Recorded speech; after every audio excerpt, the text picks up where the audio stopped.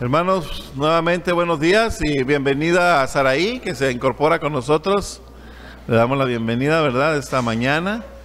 Y bienvenido a todo el pueblo de Dios, bienvenidos amados del Señor, ¿verdad? Como el apóstol Juan nos enseña en sus epístolas, amados del Señor, bienvenidos a la comunión con el Padre, con nuestro Señor Jesucristo y con los santos escogidos de Dios, ¿verdad? El Señor nos ha dado una posición inmerecida y privilegiada, y en su misericordia y en su gracia nos permite nuevamente estar juntos en este lugar y continuar con esta serie de predicaciones basados en la carta de Judas, que como ya estudiamos, no es el apóstol Judas, sino que es Judas, el medio hermano de nuestro Señor y Salvador Jesucristo. Hablábamos sobre la fecha. Los teólogos estudiosos de las Escrituras mencionan que posiblemente serían entre el año 67 y 80 después de Cristo. El tema de la carta y el trasfondo, el tema de Judas es la apostasía, como ya estuvimos mencionándolo. Ya en sus tiempos la iglesia estaba siendo infiltrada por hombres que se presentaban como siervos de Dios, pero que eran en realidad enemigos de la cruz de Cristo. Y el propósito de Judas al escribir esta epístola es pues desenmascarar, denunciar a estos traidores y describir su destino final, como de hecho ya estuvimos leyendo. Estuvimos viendo el bosquejo de esta carta, la bosquejamos en 4 puntos. Versículo 1 y 2, la salutación que hace Judas. Versículos del 3 al 16, los apóstatas desenmascarados. Judas desenmascara o pues los muestra, los evidencia. El punto 3, versículos 17 al 23, ¿cuál es el papel? El papel del creyente en medio de la apostasía. ¿Cómo debemos actuar? ¿Cómo debemos nosotros como creyentes atacar o enfrentar esta situación que pues se da en las iglesias, se dio en la iglesia primitiva y se ha venido dando en las iglesias? Y por último punto, versículo 24 al 25, Judas termina con una hermosa bendición de parte de Judas, una bendición para todos sus remitentes, ¿verdad? A quienes les escribe.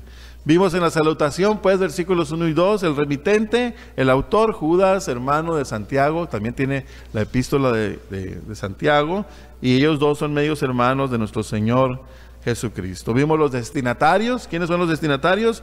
Todos los creyentes identificados. Judas los identifica como llamados, santificados en Dios Padre y guardados en Jesucristo. Esos fueron los destinatarios. Ahora, ¿cuál fue el saludo o el tema? El saludo, misericordia y paz.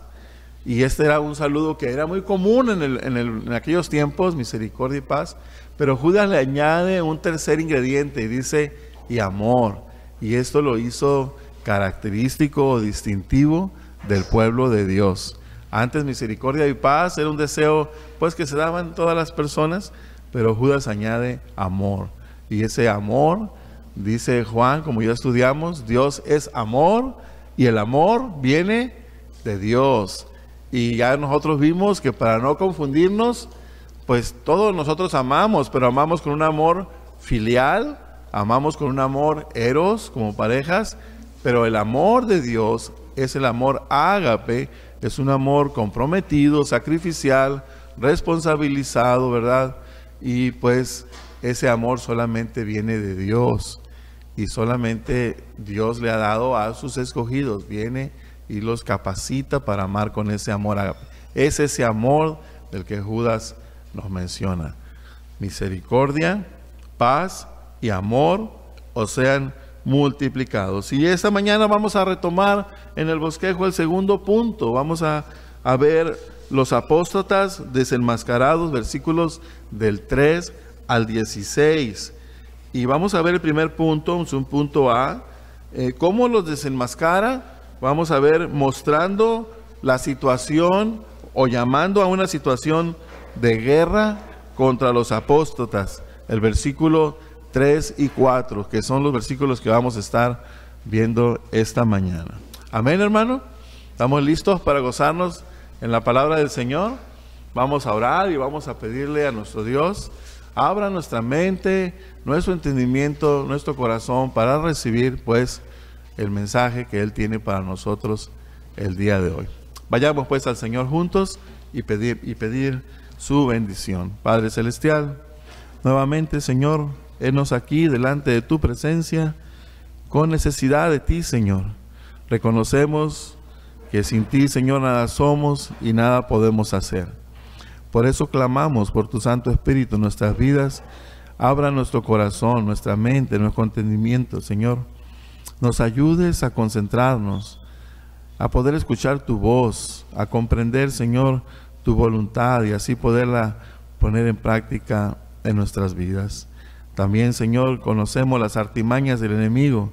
Por eso te pedimos, Señor, apartes de nuestra mente todo tropiezo, toda distracción, y podamos juntos, Señor, crecer en el conocimiento, Señor, de tu carácter, de tu persona, de tu voluntad. Señor, te pedimos estas cosas en el nombre precioso de tu Hijo amado Jesucristo. Amén.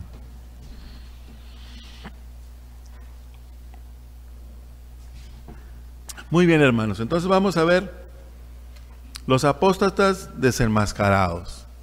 Todo parece muy bien, todo va viento en popa, la iglesia camina. Ya Pedro había anticipado que vendrían falsos maestros hombres, pues, que vendrían a distorsionar la relación, la comunión y sobre todo la verdad del Señor. Y eso es algo que el mismo Señor Jesucristo había profetizado o anticipado también, diciendo, pues, y poniendo en alerta a su pueblo sobre esta situación que seguramente se iba a presentar más adelante. Versículo 3 dice la Escritura, entonces empezamos desde ese versículo 3 y 4, estaremos viendo que los desenmascara Judas al mostrarles o llamarlos a una situación de guerra contra los apóstatas, versículo 3 y 4. Así es que el versículo 3 dice, Judas, amados, por la gran solicitud que tenía de escribiros acerca de nuestra común salvación, me ha sido necesario escribiros, exhortándoos que contendáis ardientemente por la fe que ha sido una vez dada a los santos. Entonces, ¿cómo viene y cómo empieza Judas? Dice amados, ¿verdad? ¿Quiénes son los amados? Los amados del Señor, los creyentes, los que nos ha capacitado con el amor ágape, los que practicamos el amor ágape, los creyentes, la iglesia, los miembros del cuerpo de Cristo. Y dice, por la gran solicitud que tenía de escribiros acerca de nuestra común salvación. Judas había tenido originalmente la intención de escribir a los hermanos sobre la gloriosa salvación que es la común posesión de todos los creyentes. La iglesia está conformada pues por las personas, aquellos que han sido llamados a salir fuera de la filosofía, fuera de la cosmovisión de este mundo, de este reino, y pues son llamados a salir de ahí y venir ahora a vivir bajo los preceptos, los mandamientos, las ordenanzas, el camino que nuestro Dios nos marca en su palabra. De hecho, la palabra iglesia, como sabemos y hemos estudiado, viene del griego eclesia, que significa llamados a salir. Estos llamados a salir, pues, solamente se da por un motivo. Es el llamado, como mirábamos anteriormente, es el llamado interno que hace Dios.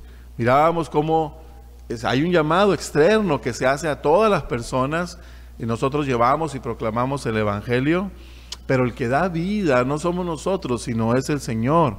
¿Y cómo lo hace? Pues es ese llamado interno que Él hace por medio del poder de su Santo Espíritu. El Espíritu Santo viene a las personas, como vamos a ver ahorita también adelantito de la fe, y capacita a estas personas, les da vida, un despertar a una necesidad ahora por las cosas de Dios. Y ahora buscar las cosas de Dios, algo que antes no hacían. Entonces, esto sucede para todos aquellos que han sido llamados internamente por el Señor. Y este llamado es un llamado irresistible, que nadie se puede nadie se puede oponer. De hecho, la connotación de esta palabra de llamados tiene la idea de no simplemente un llamado y decir, hijo, ven, sino que prácticamente es tomarlo y dominarlo, o sea, doblegarlo y arrastrarlo, aunque no quiera. Es algo que no se puede evitar, es algo que el Señor nos da.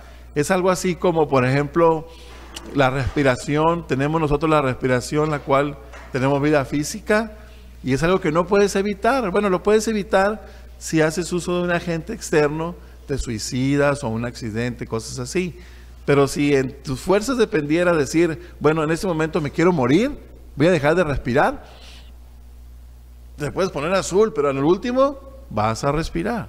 Eso es algo que solamente el Señor, pues, en su voluntad determina el momento en que Él quita ese espíritu, ¿verdad? O demanda ese espíritu.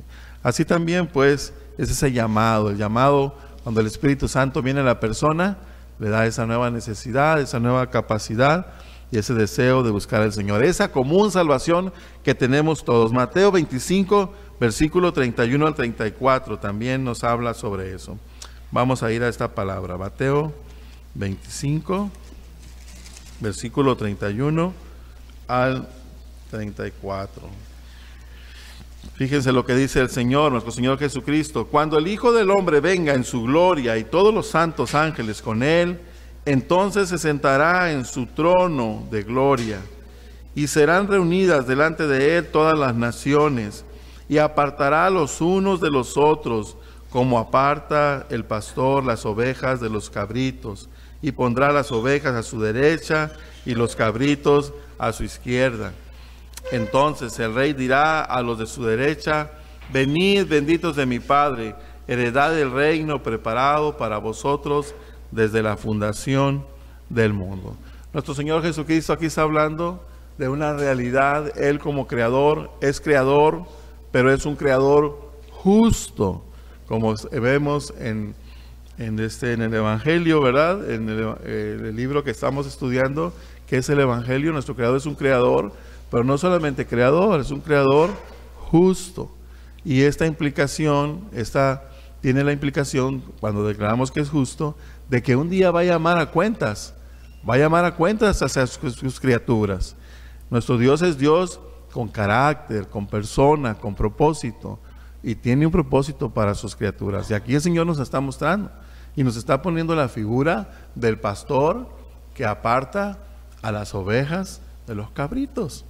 Y así también el Señor un día, ante el juicio, va a juzgar y va a apartar a los suyos y los que no son de Él, las ovejas de Él y las que no son ovejas de Él, las ovejas personas que han tenido el llamado interno, la salvación, esto es la salvación, y las que no.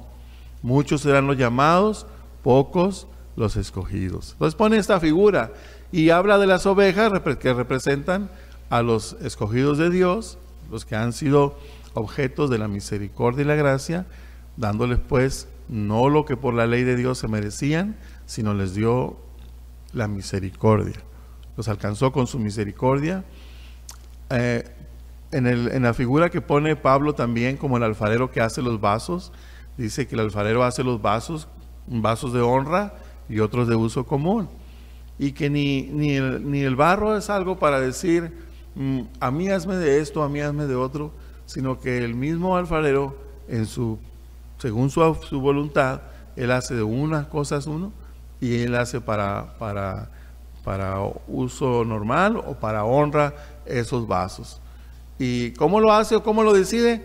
Según el puro afecto de su voluntad, así es el Señor. Así es que si tomamos la figura de que somos vasos, hay vasos de honra que van a ser llenados con la misericordia del Señor.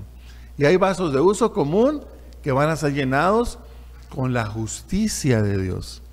Dios va a dar justicia a todos. Y por la justicia de Dios sabemos que todos estamos condenados, porque todos hemos pecado, la paga del pecado es muerte, y no hay ni siquiera uno solo. Entonces ya hemos visto cómo resuelve la sabiduría de Dios este problema. ¿Cómo puede un Dios ser justo y misericordioso al mismo tiempo? Solamente en su sabiduría, el diseño del plan de salvación un vicario, un sustituto que pague el precio que la ley de Dios demanda a tu vida. Paga ese precio que de hecho es la vida o la muerte, y solamente alguien puede pagar por ti para que tú puedas seguir viviendo, porque los que paguen por su cuenta, pues el precio es la vida, la muerte, y no pueden continuar con vida. Y eso ya nos queda claro. Entonces el Señor nos da esa salvación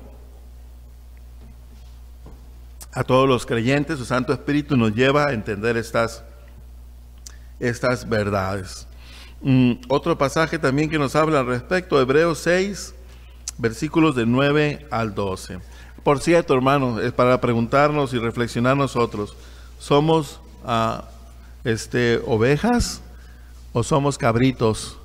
Las ovejas representan a los hijos de Dios, los cabritos representan a los hijos del diablo, o los que son objetos de la justicia, ¿no? Por cierto, nosotros también somos objetos de justicia, pero la justicia de Cristo que es imputada en nosotros, ¿verdad? Vamos a Hebreos. Hebreos, les decía, capítulo 6, versículos del 9 al 12. Dice la palabra del Señor: pero en cuanto a vosotros, oh amados, estamos persuadidos de cosas mejores y que pertenecen a la salvación, aunque hablamos así, porque Dios no es injusto para olvidar vuestra obra y el trabajo de amor que habéis mostrado hacia su nombre, habiendo servido a los santos y sirviéndoles aún. Pero deseamos que cada uno de vosotros muestre la misma solicitud hasta el fin, para plena certeza de la esperanza, a fin de que no os hagáis perezosos, sino imitadores de aquellos que por la fe y la paciencia heredan las promesas. Versículo 9: pero en cuanto a vosotros, oh amados, estamos persuadidos de cosas mejores y que pertenecen a la salvación, aunque hablamos así. La salvación, pertenecemos a la salvación del Señor, pues el Señor nos ha llenado pues de misericordia y hemos pues alcanzado esa salvación. No en nuestra persona realmente no pagamos el precio que la ley de Dios demanda, sino que Cristo pagó por nosotros.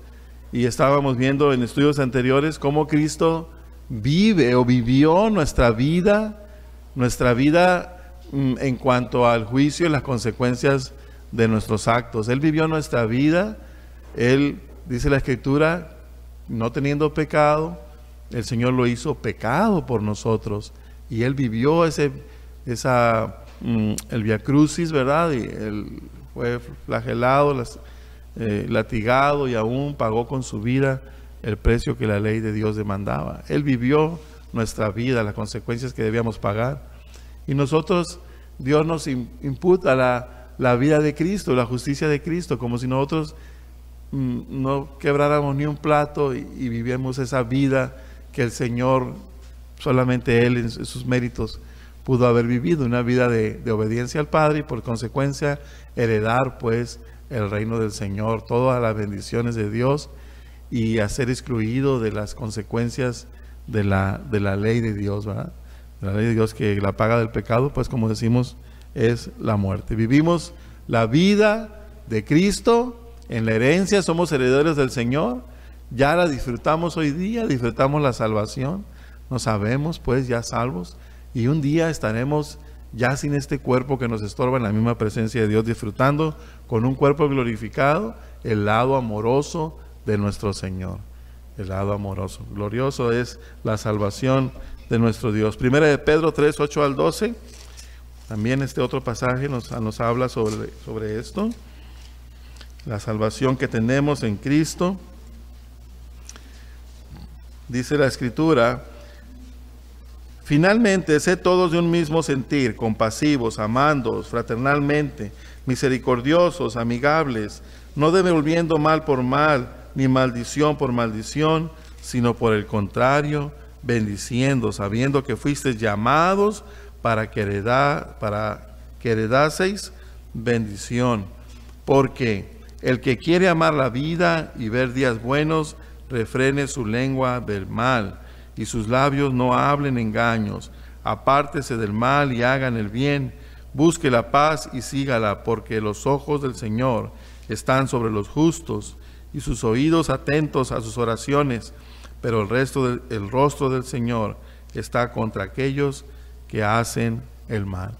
El rostro del Señor escucha las oraciones ¿de quién? De los justos, pero dice la Escritura que no hay justo ni siquiera uno. Somos justos no en nuestros méritos, sino en los méritos de nuestro Señor y Salvador Jesucristo. Entonces podemos ahora entender esa salvación y disfrutar y descansar en ella. Entonces es esta salvación pues la que Judas tenía estas intenciones de ampliar y de exhortar a disfrutar, a contemplar, a meditar en esta verdad. Hermanos, somos así como ellos. A través de la historia ha venido el Señor haciendo su obra redentora en aquellos que Dios tiene preparado, así como ellos, salvos por la gracia y la misericordia de Dios. Así somos nosotros también, salvos y por medio de la gracia y misericordia de Dios. Y cuando contemplamos y meditamos en esta verdad, pues resulta que, como dice David, ¿verdad? Cuando exclamaba en su oración, Señor, vuélveme el gozo de tu salvación. Y es que la salvación, el meditar en esta verdad, entenderla y estar ubicados quiénes somos en Cristo, esto viene y nos llena, o debe de llenarnos de gozo. Ese gozo que nos capacita para vivir esa vida en abundancia con el Señor, dando propósito en nuestra vida, siendo luz, y la gente pueda ser atraída por esa nueva forma de vida. Una forma de vida descansando completamente en la providencia del Señor, y que aún estando en medio de tormentas o en medio de dificultades, podemos descansar que Dios tiene un propósito. Cuando nosotros entendemos que los que amamos a Dios, todas las cosas nos ayudan para bien, estamos plantados, estamos cimentados, fundamentados en la verdad de la palabra, y entonces, hermanos, todas las cosas nos ayudan para bien, todas las cosas son buenas. Estemos en una enfermedad, Dios tiene un propósito. Estamos en una carencia económica, Dios tiene un propósito. Sucedió un problema con un hermano o con alguien, Dios tiene un propósito. Y aunque a veces no lo entendemos, podemos comprender el propósito del Señor cuando meditamos y podemos a pensar cómo podemos experimentar el perdón, por ejemplo, cuando el Señor nos llama a perdonar, si no hay un conflicto en nuestras vidas. ¿Cómo experimentamos el perdón si todo va bien? ¿Cómo experimentamos la confianza y la fe si no tenemos un problema? Entonces, todas estas cosas Dios las usa para forjar nuestro carácter y nos está moldeando a la imagen de nuestro Señor Jesucristo. Judas quería hablar de esas cosas a los creyentes para que el gozo fuera cumplido en ellos y entender quiénes somos en Cristo. Pero ¿qué dice Judas? Esa era la primera intención, pero dice, me ha sido necesario escribiros exhortándoos que contendáis ardientemente por la fe que ha sido una vez dada a los santos. El Espíritu Santo influyó en Judas, y de tal manera que a este dócil escriba que sintió el cambio de dirección que le era indicado, influyó en él, pues tenía ese anhelo de escribir sobre la salvación, exhortar, tratar ese tema, y sin embargo hubo un cambio radical en su forma de pensamiento, y escribe, sí, les escribe, pero no tanto en el tema de la salvación, sino que ahora los exhorta a contemplar, a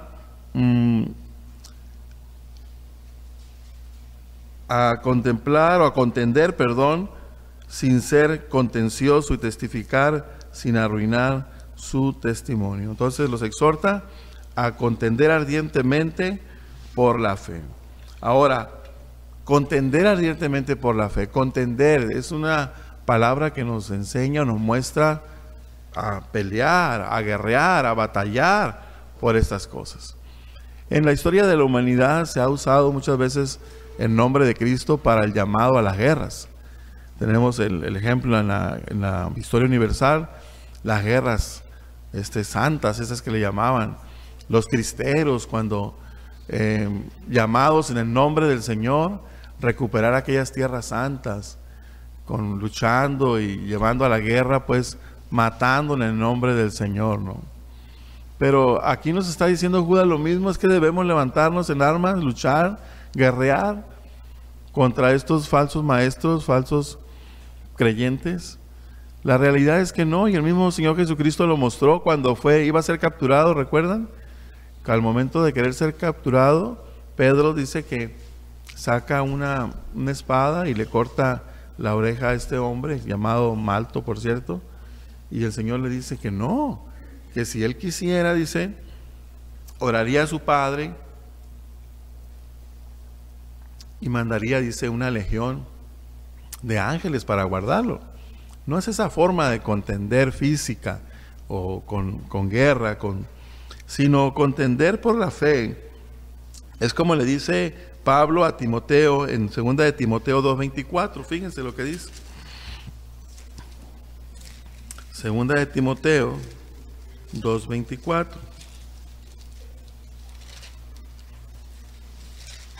Aquí está Pablo diciéndole a Timoteo: porque el siervo del Señor no debe ser contencioso, sino amable para con todos, apto para enseñar, sufrido, que con mansedumbre corrija a los que se oponen, por si quizá Dios les conceda que se arrepientan para conocer la verdad y escapen del lazo del diablo en que están cautivos a voluntad de él. Entonces, pues, no es ese sentido de guerra o contender físicamente, porque la Escritura bien nos dice en Efesios 6:12, ¿verdad? Vamos a ir a Efesios 6:12. Dice que nuestra lucha, porque no tenemos lucha contra sangre y carne, sino contra principados, contra potestades, contra los gobernadores de las tinieblas de este siglo, contra huestes espirituales de maldad en las regiones celestes. Sin embargo, son hombres los que están haciendo estas cosas. Aunque son personas que están ahí, como muchos de los sucesos que hay en nuestra vida, en nuestro mundo, de hecho todas las cosas, tienen un trasfondo espiritual. Aún las elecciones de nuestros gobernadores, aún las elecciones para cualquier puesto político que tenga que ver con la ley, tiene un trasfondo espiritual. Y la Escritura nos muestra cuando nos pide que oremos por nuestros gobernadores, para que podamos vivir quieta y reposadamente. Todo tiene un trasfondo espiritual. Así es que cuando decimos que no, cuando la Escritura dice que no luchamos contra carne ni sangre, nuestro enemigo no es realmente la persona que nos está haciendo daño o que nos quiere causar un mal. Nuestro enemigo es el que está detrás de él. Así es que nosotros no debemos tomarla contra las personas, sino más bien contra el enemigo del Señor. Y luchar con las armas que el Señor ha provisto. ¿Cuáles son nuestras armas? ¿Son caballos, son ejércitos, son tanques de guerra, dinamita tal vez? No, el Salmo 20, versículo 7, fíjense lo que dice. Nosotros no somos como el mundo.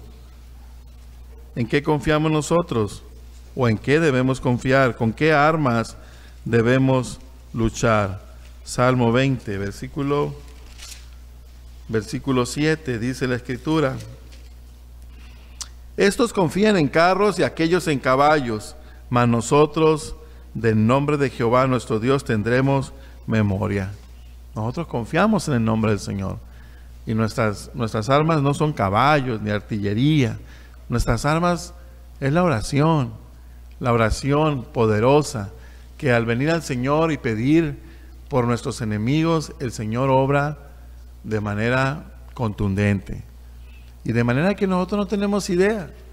Yo en lo particular he experimentado esto. He orado por algunas personas que nos molestaban o me molestaban.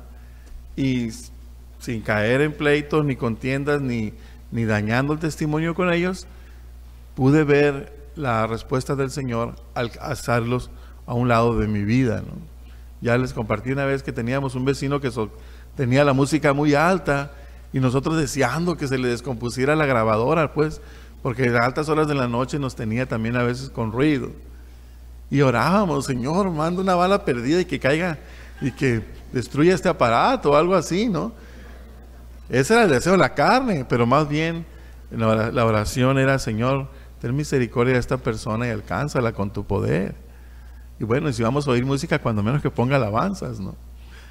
Y el Señor obró, y un día le robaron el equipo, y por ahí le dijo a mi esposa: voy a comprar otro. No, ¿para qué se expone? Le van a robar otra vez. Así déjelo, así está bien. Bueno, el Señor obra maravillosamente cuando traemos las cosas en oración a Él y confiamos no en nosotros, sino en lo que el Señor hace. Salmo 44:6. No confiamos en armas de este mundo. Salmo 44:6. Porque no confiaré en mi arco, ni mi espada me salvará. Y versículo 7. Pues tú nos has guardado de nuestros enemigos y has avergonzado a los que nos aborrecían. En Dios nos gloriaremos todo el tiempo y para siempre alabaremos su nombre. A veces nosotros hacemos o tenemos un Dios chiquito, sin poder, porque queremos resolver las cosas a nuestra manera y no le damos la oportunidad a Dios de manifestarse. Pero Dios es todopoderoso y es grande Él, y tiene poder para hacer cualquier cosa. Aún Él interfiere dentro de los inventos de los hombres. Aún interfiere, y Él tiene poder para hacerlo. Démosle una oportunidad al Señor y pongamos nuestras vidas, nuestra problemática delante de Él y dejarlo que Él haga. Como dice el canto, ¿verdad? Confía en el Señor y Él hará. Salmo.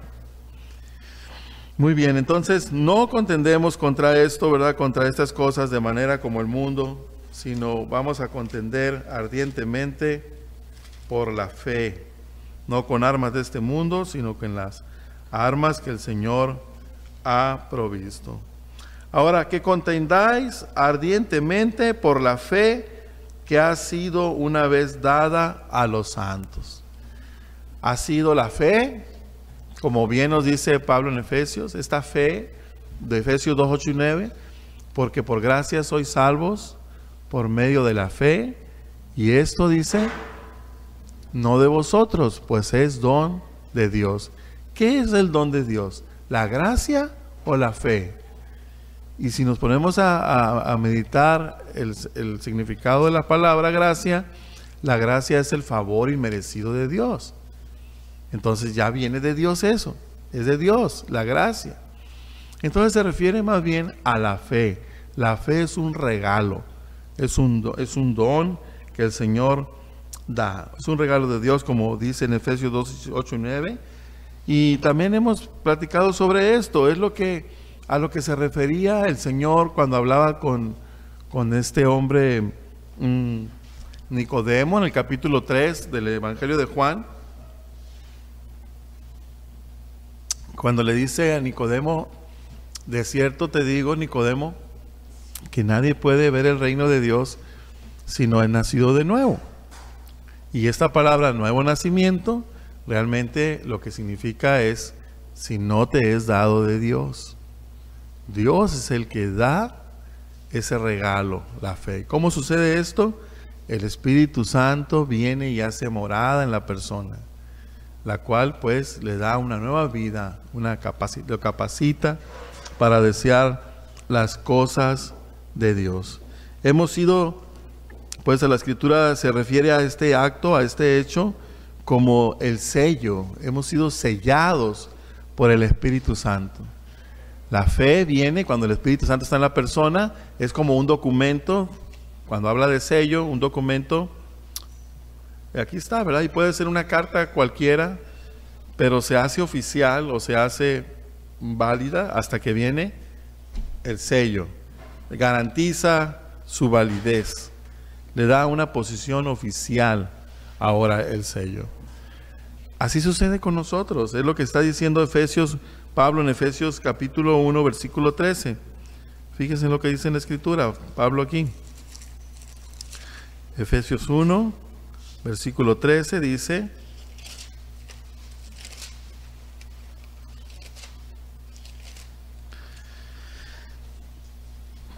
en él también vosotros, habiendo oído la palabra de verdad, el evangelio de vuestra salvación, y habiendo creído en Él, fuisteis sellados con el Espíritu Santo de la promesa, que es las arras de nuestra herencia hasta la redención de la posesión adquirida para alabanza de su gloria. Las arras como un adelanto, como una garantía de que ya somos hijos de Dios, somos hijos de Él, hemos sido sellados, el Espíritu Santo nos identifica, el fruto que produce en nosotros manifiesta nuestra nueva vida y podemos estar seguros pues de esta fe, como dice Judas, contendéis para que contendáis ardientemente por la fe que ha sido una vez dada a los santos. Ahora esta fe, primer acto sobrenatural cuando Dios viene a una persona y le da nueva vida, es una fe inicial, o es la obra del Espíritu Santo que empieza a regenerar nuestra mente, nuestro corazón en el entendimiento de la palabra de Dios. Y esta fe no es estática, es una fe que crece, es la confianza. Fe es confiar, y confiamos en Dios cuando vamos conociendo sus promesas, y no solamente a nivel intelectual, sino que al ponerlas en práctica en nuestras vidas podemos ver el resultado en ella. Nosotros crecemos en la fe, crecemos en la confianza en Dios cuando Dios se manifiesta. Por ejemplo, quiero darles un ejemplo. Sabemos que Dios va a proveer para nuestras necesidades, ¿no es cierto? Y el recibo de luz se vence el 21, por ejemplo, el día 21 del mes. Y no tengo para pagar el recibo. Pero Dios ha prometido suplir mi necesidad. Pero yo muchas veces, en vez de poner esa necesidad delante del Señor, estoy buscando a mi manera para conseguir ese dinero. Y estoy luchando en mis fuerzas para hacerlo. Si eres hijo del Señor, Dios te va a humillar y te va a mostrar que no puedes en tus fuerzas. De hecho, ¿no? Dios usa esas cosas. Pero cuando nosotros ponemos en las manos de Dios esta verdad y descansamos en su provisión, no significa que nos vamos a quedar estáticos. No, es como lo que dijo el Señor a Josué: esfuérzate y sé valiente. Esfuérzate, haz lo que te corresponde a ti y sé valiente, no tengas miedo, confía que el Señor hará. Entonces, pedimos al Señor por esta necesidad. Nos levantamos temprano, varones que somos los encargados de proveer. Nos levantamos temprano, nos arreglamos, nos encomendamos al Señor y vamos a buscar esa manera pues de poder proveer. Y el Señor va a obrar. Y muchas veces el Señor le encanta, yo lo he experimentado en mi vida, yo creo que tú también, le encanta como nos muestra en la vida de Abraham, cuando pidió a su hijo Isaac en sacrificio, llevarnos a los límites a veces, a los límites. Y ya es el día 21 y llega el recibo y no, todavía no. Y ya me anduve buscando por todos lados y nada.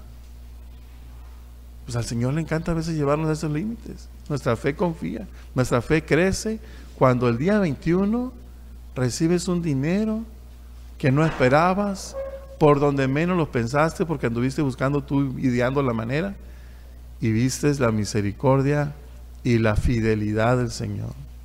Y entonces, ¿cómo no le das gracias a Dios? Pues salió cuando menos lo pensaste. Y yo tengo algunos testimonios de algunos hermanos que les ha provisto el Señor la cantidad exacta de lo que necesitaban.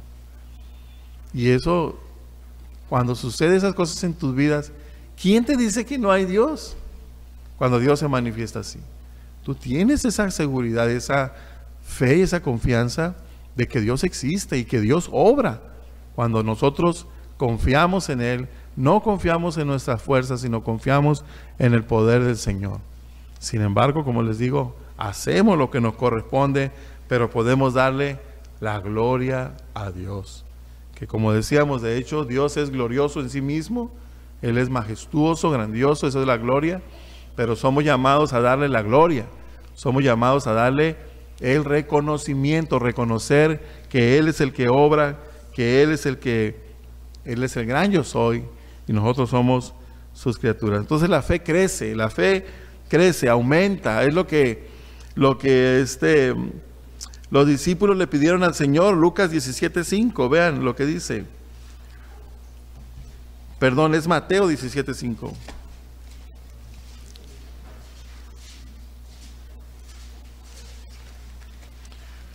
Mateo 17:5, ¿estoy bien? Creo que sí.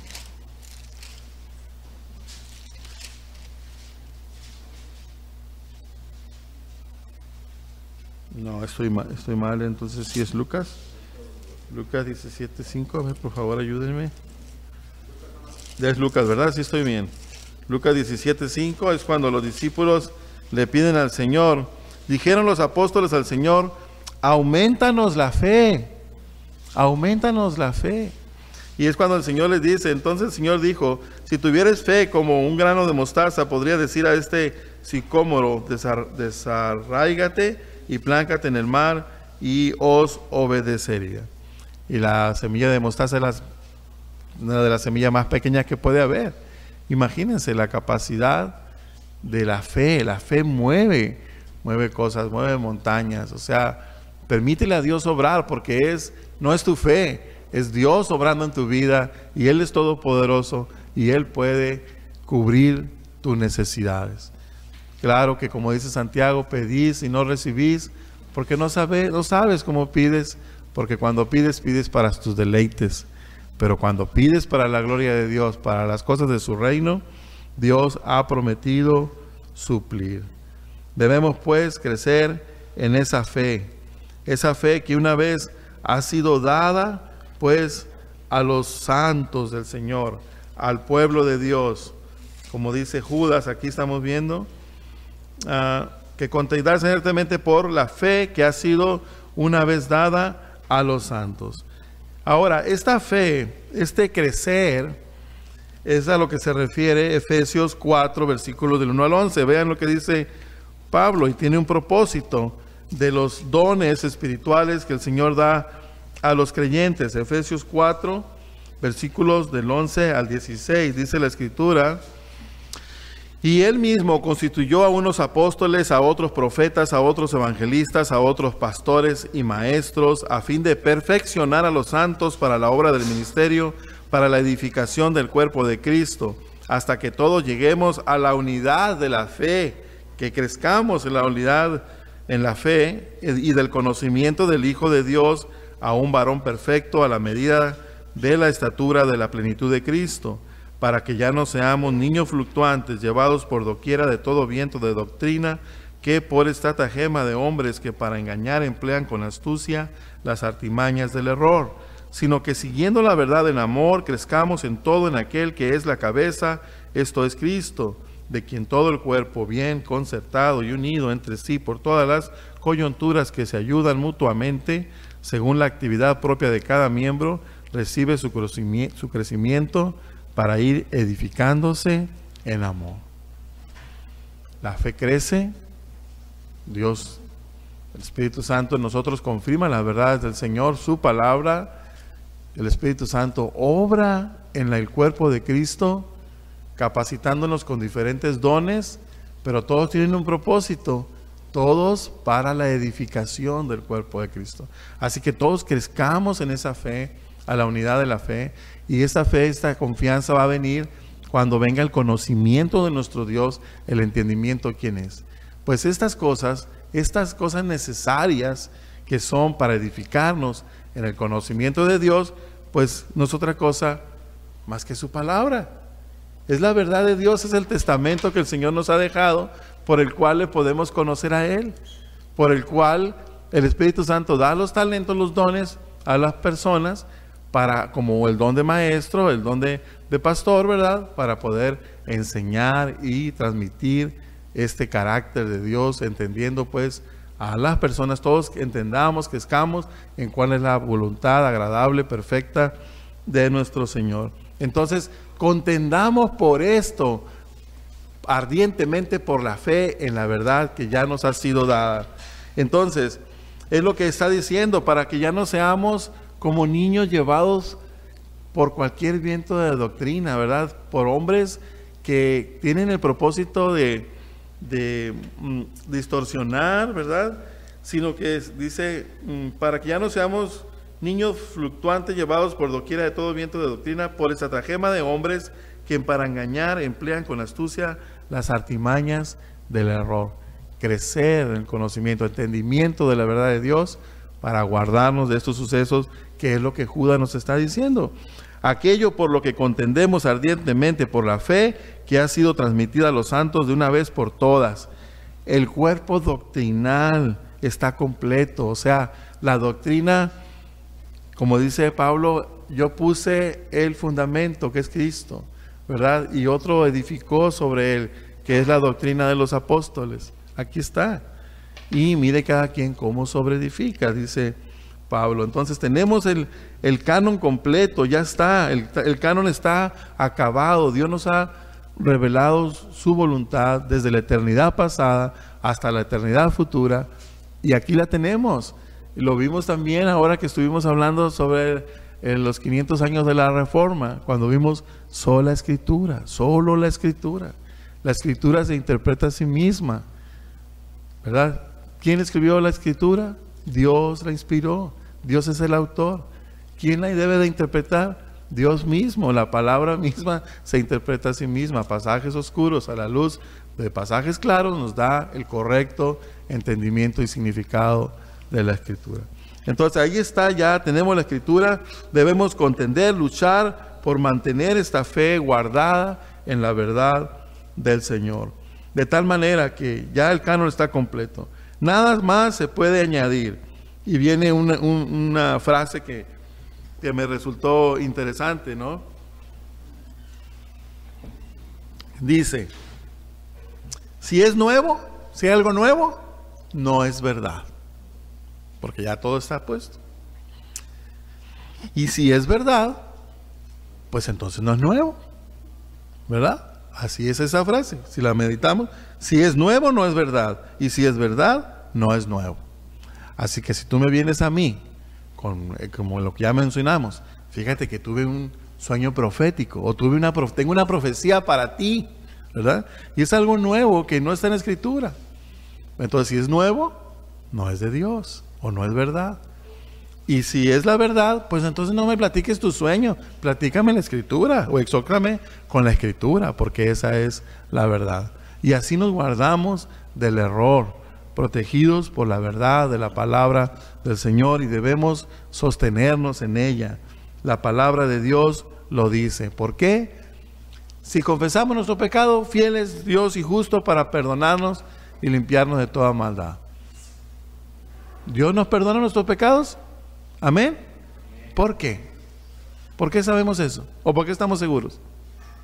Porque su palabra lo declara, porque su palabra lo dice, y es verdad. Cometes un pecado, confiesa tu pecado y Dios te perdona. Dios te perdona. Esa es la verdad de Dios.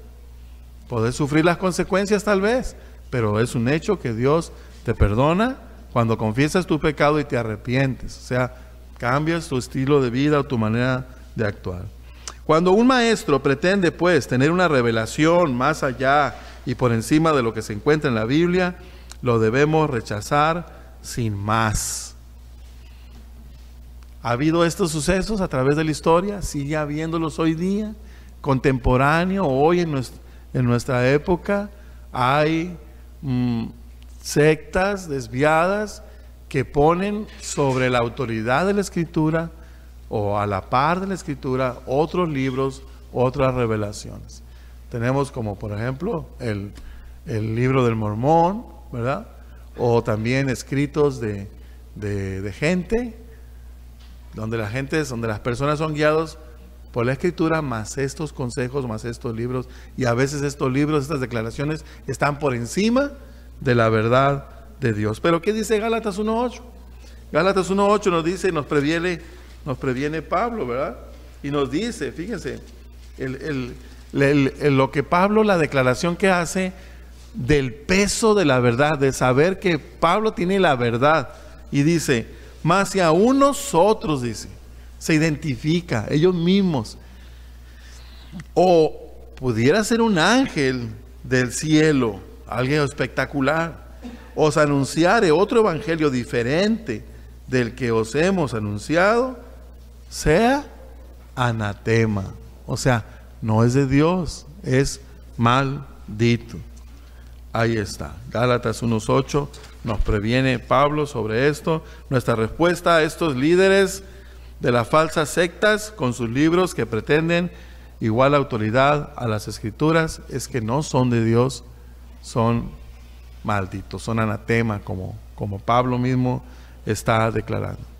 Entonces aquí Judas nos está hablando pues a contender ardientemente, defender estas cosas, orar para mantenernos firmes, no ser desviados, que Dios exponga a estas personas y que se manifieste.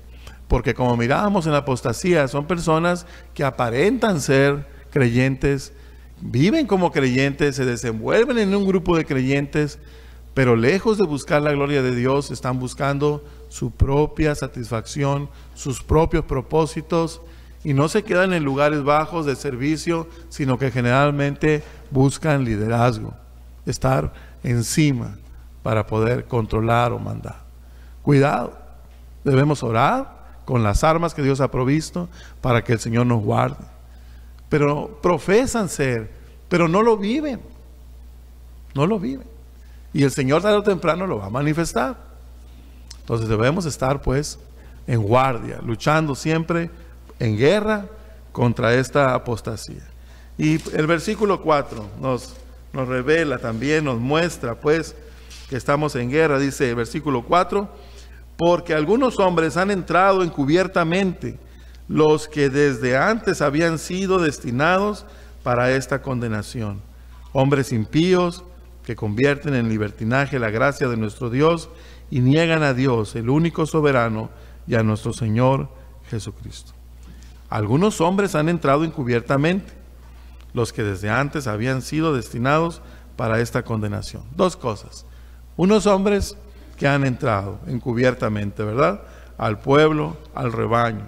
No es algo nuevo, es algo que el Señor mismo había profetizado y adelantado. Dice, hablando de los líderes religiosos: cuídense de los lobos, dijo el Señor, porque tienen apariencia de piedad, tienen piel de ovejas, pero son lobos rapaces. Mateo 7:15.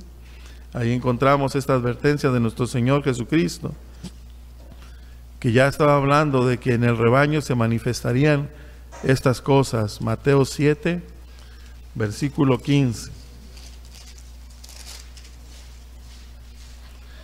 Dice la Escritura: guardaos de los falsos profetas, que vienen a vosotros con vestidos de ovejas, pero por dentro son lobos rapaces. Y luego viene el versículo 16, dice que lo que los evidencia: por sus frutos los conoceréis, dice. Por sus frutos. ¿Manifiestan el fruto del Espíritu Santo? No, manifiestan más bien ese deseo, esa vanidad de querer tener poder, de querer tener control de todas las cosas. Cuidado con esto, mucho cuidado.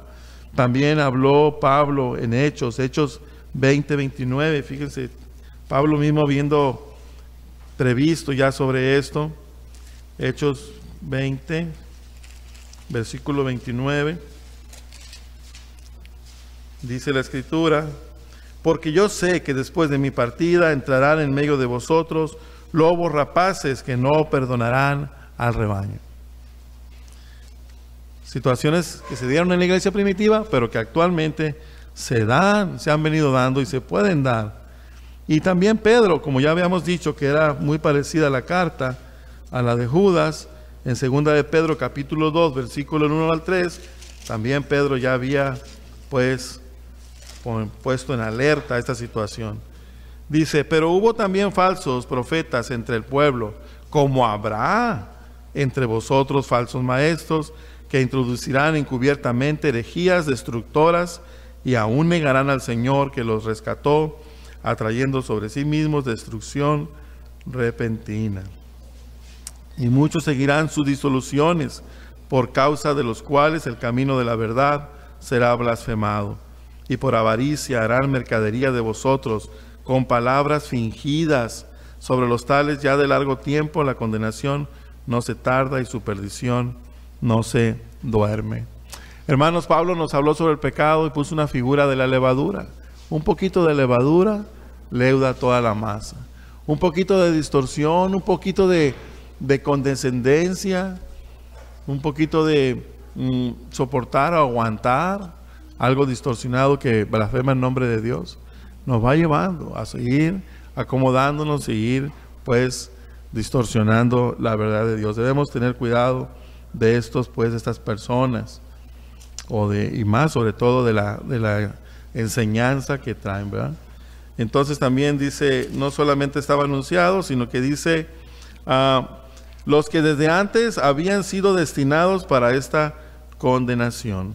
Algunas personas rechazan la doctrina de la predestinación y no están de acuerdo. De hecho, la mencionan y dicen, ¿cómo Dios puede predestinar a unos para salvación y predestinar a otros para condenación? Pero esa es la doctrina de la doble predestinación. La Biblia nunca habla de la doble predestinación. La Biblia habla de la doctrina de la predestinación, donde Dios predestina a algunos para ser llenos de la misericordia de Dios. Pero los que han de ser condenados no son condenados porque Dios los predestinó a condenación, sino que son condenados porque sus mismos actos los condenan. Ellos mismos son condenados. De hecho, nosotros los que alcanzamos salvación también somos merecedores de esa condenación. No hay justo ni siquiera uno, pero somos salvos por la gracia y la misericordia de Dios, solamente. Así que esto parece comunicar que Dios seleccionó a estas personas concretas para ser condenadas, pero no significa tal cosa. La Biblia nunca habla de la doble predestinación. Cuando los hombres son salvos, es solo por la gracia y misericordia del Señor, predestinados para ser adoptados hijos tuyos, según Efesios, capítulo 1, versículo 3 al 6. Pero cuando finalmente se pierden, es debido a su propio pecado y desobediencia.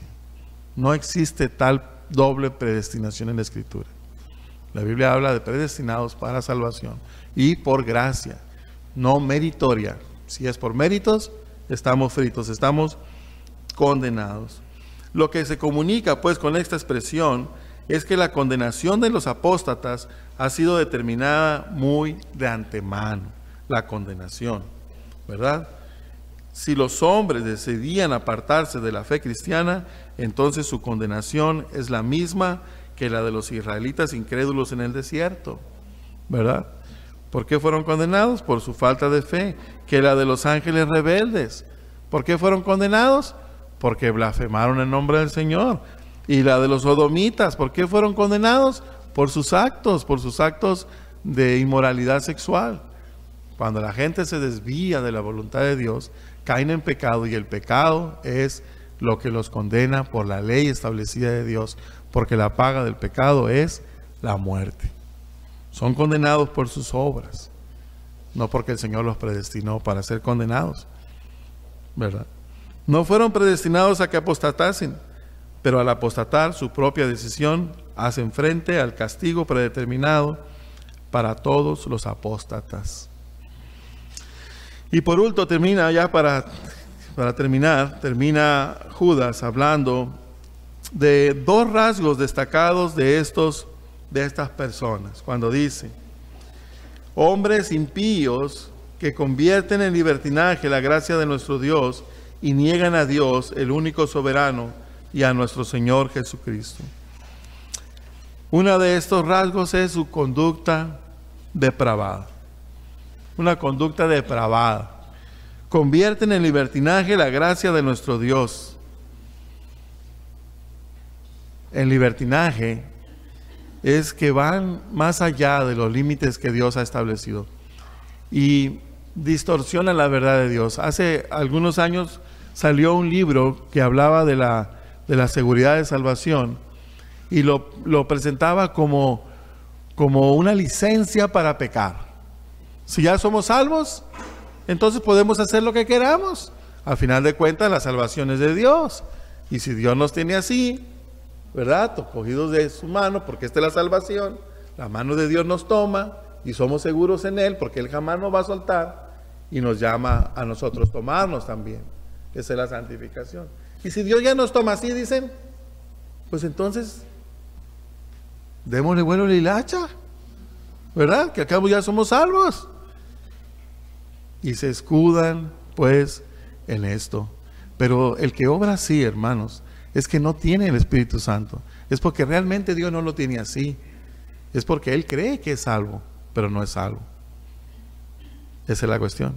Porque si fuera salvo, tuviera el Espíritu Santo, y lo que el Espíritu Santo promueve en la persona es obediencia a la palabra de Dios. Y aun si desobedeciere, no lo practica, no lo mantiene como algo progresivo. Y aún tiene el pesar, el redarguir del Espíritu Santo. Por eso cuando cometemos pecado, ya no disfrutamos el pecado como antes. Antes lo disfrutábamos y nos revolcábamos en él. Ahora no podemos disfrutar el pecado. Cometemos pecado, el Espíritu Santo nos redarguye, tenemos ese pesar por el pecado. Y entonces nos volvemos al Señor. Y si no es así, pues cuidado. ¿Te deleitas todavía en el pecado y no pasa nada?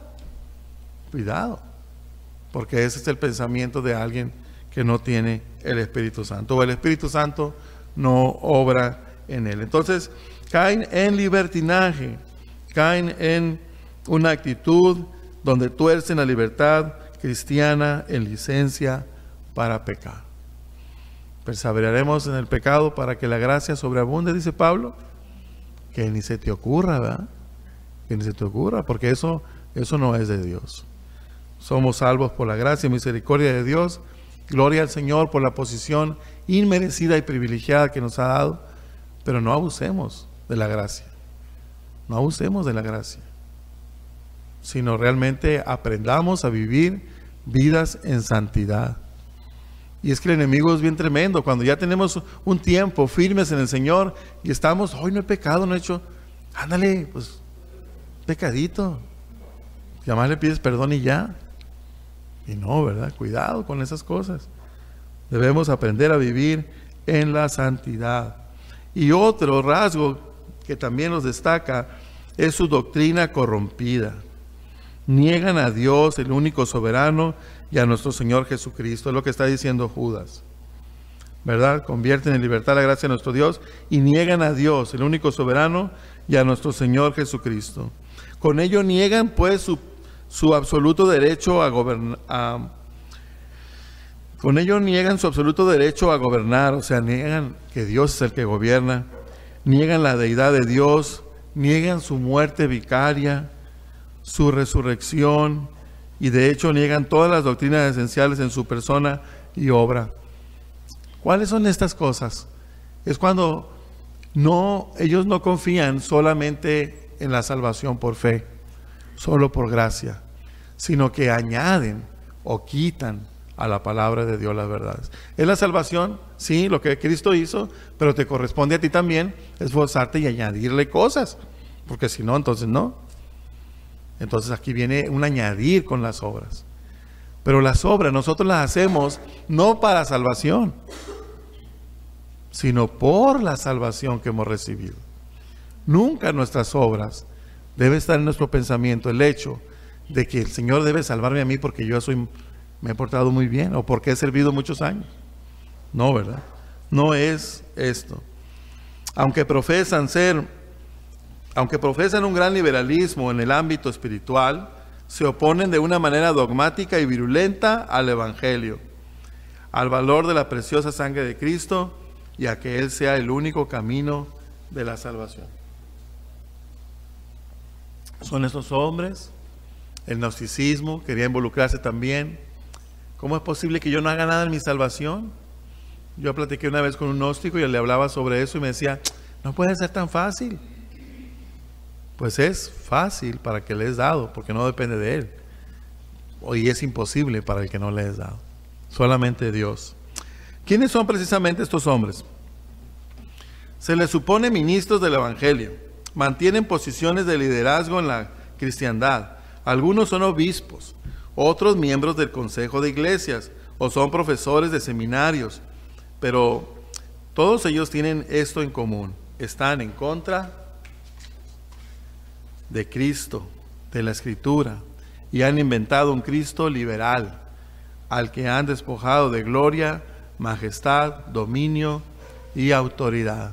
Iglesias que han hecho concesiones con el mundo, iglesias que proclaman inclusive, vengan aquí, nosotros aceptamos los homosexuales, no hay problema. Han hecho concesiones con la moral del mundo, en vez de purificar sus corazones con la palabra del Señor. Para concluir, nosotros hermanos, ¿qué debemos pues hacer en esta situación? 1. No hay que tener temor en tiempos de apostasía. En los tiempos de apostasía no debemos temer. Dios ha prometido y Él dice que Él edificaría su iglesia y el Hades no prevalecería sobre ella. También Romanos 8:31 nos dice. Romanos 8:31.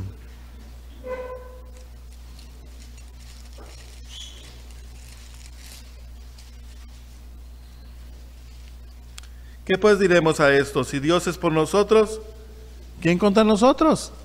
Estamos seguros en Cristo. 2. Debemos comunicar a nuestro prójimo, a nuestros hermanos principalmente, en el cuerpo de Cristo, las gracias espirituales que hemos recibido de Dios. Me recuerda el pasaje, lo fuerte sobrellevar las cargas de los débiles, ¿no? Y fíjense lo que nos dice Judas aquí en su carta en el versículo 22 y 23. Dice, a algunos que dudan, convencedlos, a otros salvad, arrebatándolos del fuego, y de otros tened misericordia con temor, aborreciendo aún la ropa contaminada por su carne. El pecado no es un juego, la apostasía no es un juego. En el momento de apostasía, en el momento que el suceso se da, hay gente que se debilita en la fe, hay gente que dice, ya decía yo, pues mira, y esos son los cristianos, esos son los hermanos, tan peor que fuera el mundo, y no debería sorprendernos.